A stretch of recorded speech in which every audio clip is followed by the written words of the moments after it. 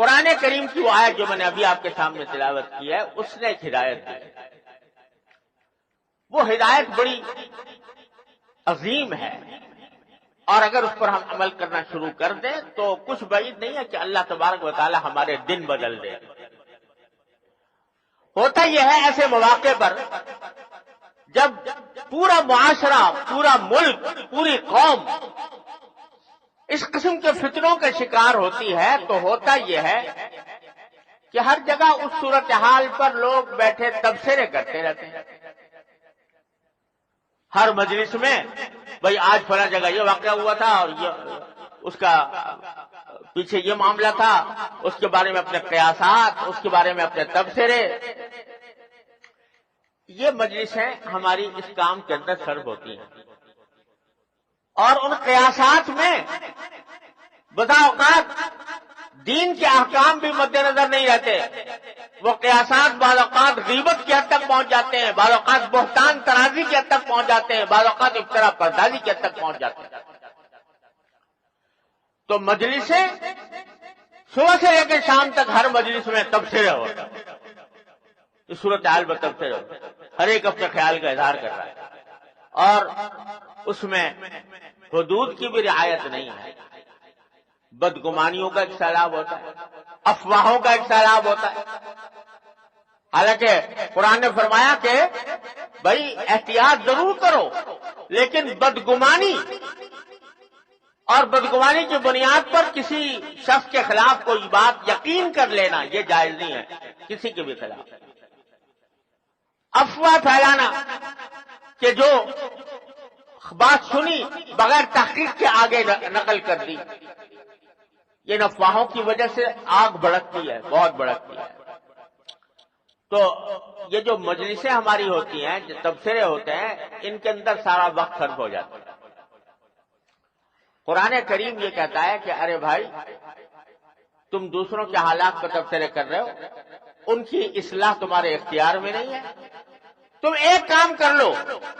کیا فرمایا کہ یا ایھا الذین آمنوا علیکم انفسکم لا یضرکم من ضل اذا اہتدیتم. اے ایمان والو، اپنی خبر لو، اپنے حالات کی اصلاح کرو. جو لوگ گمراہی کے راستے پر جا رہے ہیں، اگر تم سیدھے راستے پر آ جاؤ تو وہ تمہیں نقصان نہیں پہنچائیں گے، یعنی آخرت کے اعتبار سے. تم اپنی اصلاح کر لو، تم اپنی طرف متوجہ ہو جاؤ. دوسروں کے عیب اور دوسروں کی برائیاں دیکھنے کے بجائے اپنی برائیاں، اپنے عیب دیکھو، اور ان کی جس قدر اصلاح کر سکتے ہو وہ کرو. ہر شخص اپنا جائزہ لے اور یہ دیکھے کہ صبح سے لے کر شام تک کی زندگی میں کتنے گناہوں میں ملوث ہوں. اگر جھوٹ بولتا ہوں تو جھوٹ تو چھوڑ دے، کم سے کم غیبت کرتا ہوں تو غیبت چھوڑ دے، رشوت لیتا ہوں تو رشوت لینا چھوڑ دے، رشوت دیتا ہوں تو رشوت دینا چھوڑ دے. اپنے کان، ناک، آنکھ اور اعضاء کی گناہوں سے حفاظت کرے، اللہ تعالیٰ کی طرف توجہ کرے، اور اللہ تبارک و تعالیٰ سے مانگے، اس کی طرف رجوع کرے، اس سے دعائیں کرے، توبہ کرے، استغفار کرے. اللہ تبارک و تعالیٰ کی طرف رجوع ہو کر اپنی اصلاح کی فکر کر کے اور اللہ تعالیٰ سے مانگے کہ اللہ یہ ہماری شامت اعمال ہم پر مسلط ہو گئی ہے، اپنے فضل و کرم سے اس سے ہمیں نجات عطا فرما. تو فرمایا کہ علیکم انفسکم، اپنے آپ کو اپنی طرف فکر کرو، اپنی اصلاح کا دھیان کرو. اور اسی کی تفسیر کرتے ہوئے سرکار دو عالم صلی اللہ علیہ وسلم نے ایک عجیب ارشاد فرمایا کہ جب چار چیزیں لوگوں میں تم دیکھو تو اس وقت تم اور لوگوں کی فکر چھوڑ کر اپنی فکر میں پڑ جاؤ، یعنی اپنی اصلاح کی فکر میں پڑ جاؤ. کیا چار چیزیں؟ فرمایا اذا رأیت دنیا مؤثرۃ، جب تم یہ دیکھو کہ لوگ دنیا کو آخرت پر ترجیح دے رہے ہیں. آخرت کی تو کوئی فکر نہیں. دنیا کا فائدہ مل جائے، آج پیسے مل جائیں، حلال طریقے سے ملے، حرام طریقے سے ملے، کسی طرح ملے، دھوکہ دے کر ملے، جھوٹ بول کر ملے، آج مل جائے مجھے، تو دنیا کو ترجیح دے رہے ہیں لوگ آخرت کو.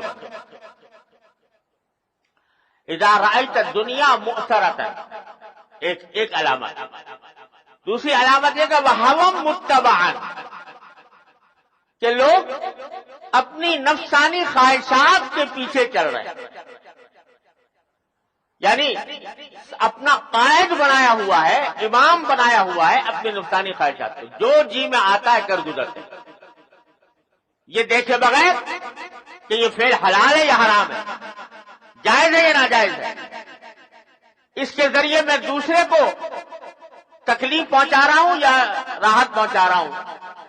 بس میری خواہش یہ ہے کہ میں اپنی خواہش کی پیروی کروں، اس کے پیچھے چلوں، جس میں مزہ آئے، جس کام میں مجھے مزہ آئے وہ کام کروں، جس سے میرا فائدہ ہو.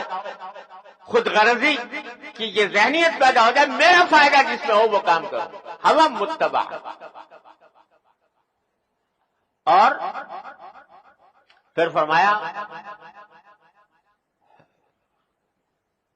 وَإِعْجَابَ كُلِّ ذِي رَأْيٍ بِرَأْيِهِ، اور ہر ایک کو دیکھو کہ ہر ایک شخص اپنی رائے پر جمع ہوا ہے، اس پر گھمنڈ میں مبتلا ہے. جو بات سمجھ میں آ گئی، میری سمجھ میں آ گئی، بس وہ صحیح ہے، دوسری ساری دنیا غلط ہے، اس کو میں سننے کو بھی تیار نہیں. اور اس گھمنڈ میں مبتلا ہے کہ جو میری سمجھ میں آ گئی ہے بات، جو میری رائے ہے وہ سب کی رائے پر مقدم ہے، بس میں ہوں سب سے بڑا بقرات، کہ اس سے میری رائے سب لوگوں کی رائے پر بالا ہے، اور میں جو سمجھ رہا ہوں وہ درست ہے. یہ صورتحال پیدا ہو جائے، یعنی کوئی کسی کی بات سننے کو تیار نہ ہو، بس اپنی سمجھ میں جو آ گئی اس پہ گھمنڈ میں مبتلا ہو. تو فرمایا کہ جب یہ علامتیں دیکھ لو لوگوں میں تو کیا کرو، فعلیک بخاصۃ نفسک ودع عنک امر العام. اس صورت میں تم عام لوگ کس طرف جا رہے ہیں، کیسی گمراہی میں جا رہے ہیں، کیسی غلط کام کر رہے ہیں، اس کی فکر چھوڑو، اور پہلے اپنے نفس کی، اپنے آپ کو درست کرنے کی فکر کر لو، اس میں پڑھ دو. وجہ کیا ہے؟ بڑی عجیب و غریب بات فرمائی ہے سرکار دو عالم صلی اللہ علیہ وسلم. آپ کی تو بات ہی حکمت سے لبریز ہے. وہ فرمائی کہ ایسے موقع پر اگر تم دوسروں کی فکر کرتے رہو گے، ان پہ تبصرے کرتے رہو گے، وہ غلط ہے، وہ غلط ہے، وہ غلط ہے، وہ گمراہ ہے، وہ بدکار ہے، تو حاصل کیا ہوگا؟ تمہارے اس کہنے سے وہ درست ہو جائے گا؟ تمہارے اس تبصرے سے وہ درست تو نہیں ہوگا، لیکن یہ تبصرے تمہیں اپنی اصلاح سے غافل کر دیں گے. اس کے برخلاف اگر تم اپنا جائزہ لے کے دیکھو، میں ان کو تو برا کہہ رہا ہوں، لیکن میں اپنے کو تو دیکھوں، میں کتنی مرتبہ جھوٹ بولتا ہوں دن میں، کتنی مرتبہ رشوت لیتا ہوں، کتنی مرتبہ دھوکے دیتا ہوں، کتنی مرتبہ وعدے کی خلاف ورزی کرتا ہوں، کتنی مرتبہ امانت میں خیانت کرتا ہوں، کتنی مرتبہ سود کھاتا ہوں، کتنی مرتبہ حلال و حرام کی فکر چھوڑ کر کاروبار کرتا ہوں، کتنی مرتبہ میں لوگوں کا حقوق ضائع کرتا ہوں. اس کی فکر اگر تم نے کر لی اور اپنی اصلاح کی فکر میں پڑ گئے اور تم نے اس کے ذریعے اصلاح اپنی کر لی، تو کم از کم ایک آدمی تو درست ہو گیا. اور اللہ تعالیٰ کی سنت یہ ہے کہ چراغ سے چراغ جلتا ہے. اگر ایک آدمی درست ہو گیا، انشاءاللہ وہ اپنے آس پاس کے لوگوں کو بھی روشنی دے گا، ان کے اندر بھی روشنی آئے گی، ان کے اندر بھی فکر پیدا ہوگا، وہ بھی درست ہو گئے. اور اسی کو ایک حدیث میں رسول کریم صلی اللہ علیہ وسلم ایک اور طریقے سے تعبیر کرتے ہیں کہ جب تم دیکھو کہ ظالم و جابر بے دین حکمران مسلط ہو گئے ہیں تو کیا کرو؟ تو فرمایا کہ ان کی برائی کرنے کو چھوڑ کر اللہ تبارک و تعالیٰ کی اطاعت میں لگ جاؤ. اللہ تعالیٰ کی اطاعت میں لگ جاؤ، یعنی اللہ تعالیٰ کی فرما برداری کرو، جو اس نے فرائض عائد کیے ہیں ان کو بجا لاؤ، جو اس چیزوں کو اس نے گناہ قرار دیا اس سے بچو۔ کیوں؟ اس لیے کہ سارے انسانوں کے دل اللہ تبارک و تعالیٰ کے قبضے میں ہیں۔ اگر تم اللہ تعالیٰ کو راضی کر دو گے اپنی اطاعت سے تو اللہ تعالیٰ تمہارے لیے حکمران بھی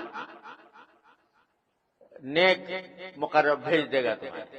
لیکن جب تم ہی ٹھیک نہیں ہو تو جیسی روح ویسے فرشتے، جیسے تم ہو ویسے تمہارے حکمران بھی ہوں گے۔ یہ اللہ تعالیٰ کی طرف سے ایک عذاب ہوگا، اللہ بچائے۔ تو اس لیے اپنی فکر کرو۔ تو میرے بھائیوں، اس وقت عرض یہ کرنا ہے کہ ان سارے حالات میں جو آپ جس سے گزر رہے ہیں، عام آدمی کے اختیار میں تو کچھ ہے نہیں کہ وہ ان حالات کو تبدیل کر لے۔ کسی کے اختیار میں ہو تو بے شک اس کا فرض ہے کہ اس کو تبدیل کرنے کی جتنی اس کی کوشش ہے وہ کر گزرے، لیکن عام آدمی کے بیچارے کے اختیار میں نہیں کہ وہ یہ تبدیل کرے۔ تو اس میں اللہ اور اللہ کے رسول صلی اللہ علیہ وسلم کے اس علاج کی طرف متوجہ ہونے کی ضرورت۔ اپنے آپ کو درست کرو، اپنے حالات کو درست کرو۔ اگر نماز نہیں پڑھتے نماز پڑھو، جماعت میں نہیں آتے جماعت میں جاؤ، نماز با جماعت ادا کرو۔ اگر زکوٰۃ ادا نہیں کرتے زکوٰۃ ادا کرو۔ اگر جھوٹ بول رہا ہو جھوٹ چھوڑ دو۔ اگر رشوت لے رہا ہو رشوت لینا چھوڑ دو۔ اگر دھوکہ دے کر مال کما رہے ہو تو دھوکہ دینا چھوڑ دو۔ یہ کام تو کر لو۔ دوسروں کی برائی لیے بیٹھے ہو، اپنے اندر سانپ پل رہے ہیں گناہوں کے، ان کو مارنے کی کوشش کرو۔ اور بھائی سب سے بڑی بات یہ ہے کہ اس طرف متوجہ ہو کر رجوع الی اللہ تبارک و تعالیٰ کی طرف رجوع کی عادت، بجائے ان تبصروں کے جس میں ہم وقت ضائع کرتے رہتے ہیں بکثرت، اس کے بجائے اتنا ہی وقت اگر اللہ تبارک و تعالیٰ کی بارگاہ میں حاضر ہو کر ان سے فریاد کرنے میں لگا دے کہ یا اللہ یہ حالات پیدا ہو گئے، ہمارے بس سے باہر ہے، ہماری طاقت سے باہر ہو رہا ہے، ربنا لا تحملنا ما لا طاقت لنا به، اے اللہ ہم پر ایسی بات مسلط نہ کیجیے جو ہماری طاقت سے باہر ہو۔ ربنا لا تحملنا ما لا طاقت لنا واعف عنا واغفر لنا وارحمنا انت مولانا فانصرنا على القوم الكافرين۔ یہ اللہ تعالیٰ کی طرف متوجہ ہو کر اللہ تعالیٰ سے مانگو، اللہ تعالیٰ کا ذکر، چلتے پھرتے اٹھتے بیٹھتے اللہ تعالیٰ سے مانگو، اللہ تعالیٰ سے کا ذکر کرو۔ اور جو دعائیں ہوتی ہیں آیت کریمہ، پہلے ایسے حالات میں گھر گھر ہوا کرتا تھا، کرنے کی ضرورت ہے، اب بھی اس کو زندہ کرنے کی ضرورت ہے۔ توبہ، استغفار، گناہوں کو چھوڑنا، اللہ تعالیٰ کی اطاعت، یہ ہمارے اوپر جو عذاب مسلط ہے وہ در حقیقت اللہ بچائے ہمارا معاشرہ جو ہے اس میں حلال و حرام کی فکر مٹ گئی ہے۔ جو میں رزق کھا رہا ہوں وہ حلال ہے کہ حرام ہے؟ دھوکہ دے کر، رشوتیں دے کر یا لے کر کمائی ہو رہی ہے اور رزق حرام کھایا جا رہا ہے۔ تو حدیث میں آتا ہے جب تمہارا کھانا حرام، تمہارا پہننا حرام، تمہارا گوشت حرام مال سے اگا ہے تو کیسے تمہاری دعائیں قبول ہوں گی؟ اس واسطے اس کو خدا کے لیے چھوڑیں، اس بلا کو چھوڑ کر اور اس بات کا عزم کریں کہ جو کام ہوگا وہ اللہ تعالیٰ کی اطاعت میں ہوگا۔ تجارت ہوگی تو اللہ تعالیٰ کے حکم کے مطابق ہوگی، ملازمت ہوگی، ملازمت ہے، ملازمت میں وقت کی چوری ہو رہی ہے، 8 گھنٹے کی ڈیوٹی ہے اور گھنٹے اس میں اپنے کاموں میں، ذاتی کاموں میں خرچ ہو رہے ہیں۔ مخلوق خدا دفتروں کے باہر پریشان پھر رہی ہے اور جو افسر صاحب ہیں وہ اپنے علل و تللو میں مصروف ہیں، اپنے وقت نہیں دے رہے، کام نہیں کر رہے۔ یہ ساری باتیں ہیں جس نے ہمارے اوپر یہ عذاب مسلط کر رکھا ہے۔ اللہ تبارک و تعالی ہمیں توفیق دے اپنی ذات کی اصلاح کرنے کی، اپنے عبادات، اپنے معاملات، اپنی معاشرت، اپنے اخلاق، اس کو اللہ تعالیٰ کے دین کے تابع لائیں اور کثرت سے اللہ تعالیٰ کی طرف رجوع کریں۔ ہر نماز کے بعد دعائیں بھی کریں اور محلے ضرورت ہے کہ آیت کریمہ کا بھی ختم کر کے دعائیں کریں کہ یا اللہ ہم سے یہ عذاب اپنی رحمت سے ہٹا لے۔ اللہ تبارک و تعالیٰ اپنے فضل و کرم سے، اپنی رحمت سے مجھے بھی اور آپ کو بھی اس پر عمل کرنے کی توفیق عطا فرمائے۔ وآخر دعوانا الحمدللہ۔